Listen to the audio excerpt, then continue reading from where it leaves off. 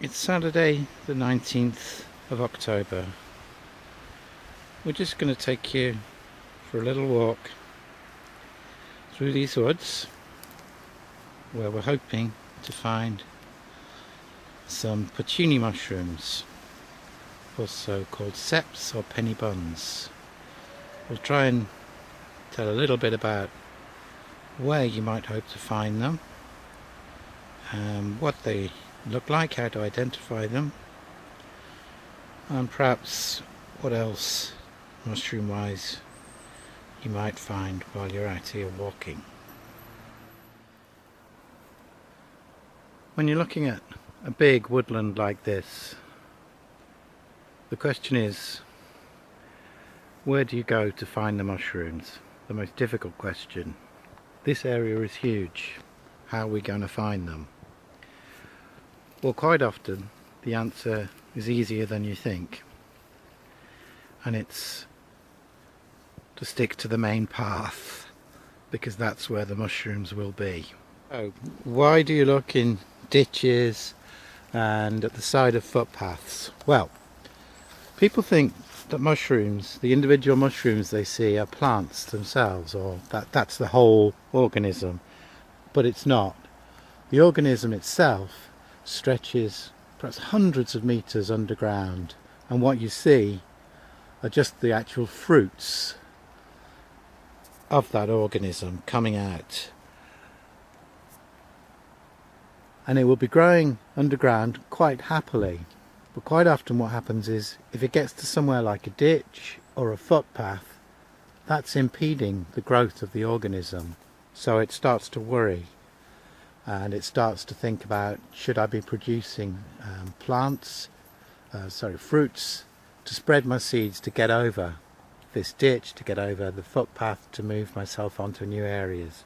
So ditches, the sides of footpaths are really often worth exploring. And here's a nice example. Here's this little ditch running alongside the footpath, and we go into it and have a look here.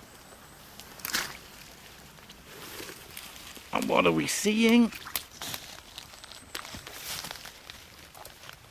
Oh yes, beautiful Ceps. 1, 2, 3 in a row. So this is the top of the Cep, or the Porcini, or the penny bun, and underneath you can see, in a young specimen like this, it's got this beautiful white sort of sponginess underneath, so it's really solid, dense pores. Now this is a Cep again, but it's a much older specimen. You can see it's sort of flattened out a bit on the top, and when we pick him, he's heavy.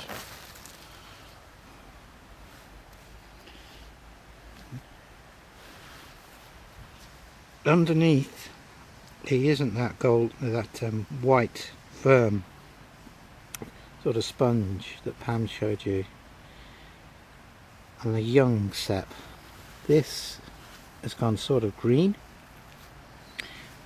It doesn't look very tasty, and in fact probably not a good idea to eat it, but it doesn't mean it's gone off or anything. The mushroom itself is fine. This I tend to pull it off in the woods and distribute it, because it's full of the spores, which are the equivalent of the seeds of the mushroom. And if you distribute that, hopefully you might get some fresh growth around where you found it. This is also actually quite a good specimen for seeing the stem of the mushroom, that sort of mottled stem. But here we are again, the classic bun shape top of this Cep. Sponge at the bottom, as you can see, mottled stem. He's a nice specimen.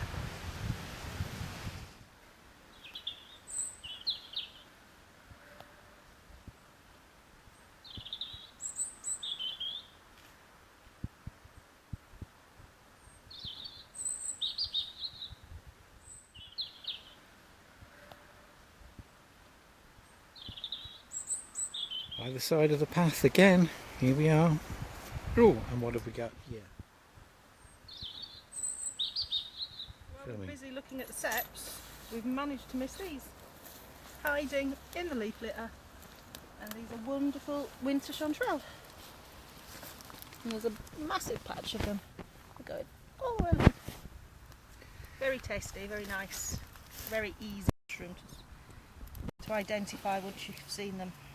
And the thing is, they're hard to spot at first, but once you find one, just look around you and they're liable to be everywhere in the leaf litter.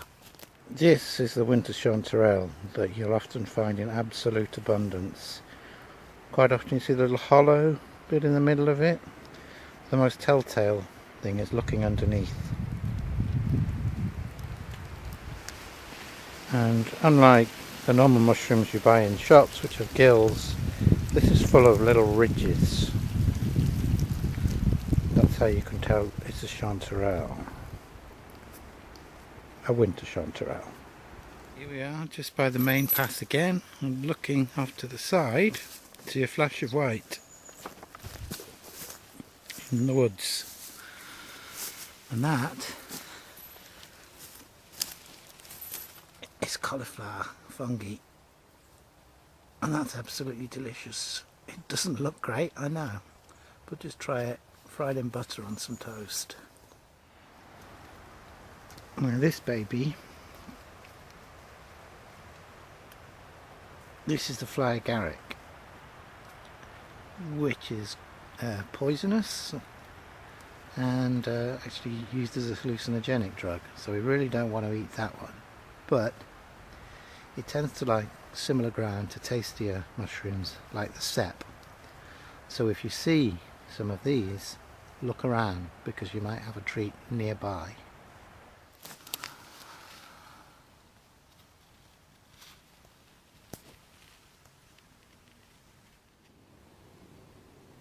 That's the bottom of the bolete I just found.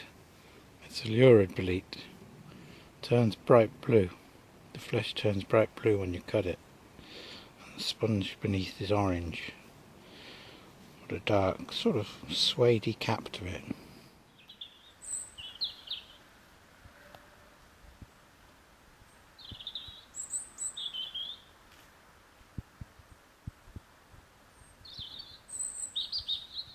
This is one of the easiest mushrooms for beginners. It doesn't look much interesting from the top, although it's got quite a distinctive colour to it. When you turn it upside down, you can see it's got these spikes that just come off in your hand. And it's called a hedgehog mushroom, and it's quite tasty. End of the day, we've had better hauls than this, but that's not bad. Cauliflower mushroom. Cauliflower fungi rather, and we have mostly Ceps with lurid boletes, a little bit of hedgehog, chanterelle and a couple of winter chanterelle, but mostly Ceps, Porcinis.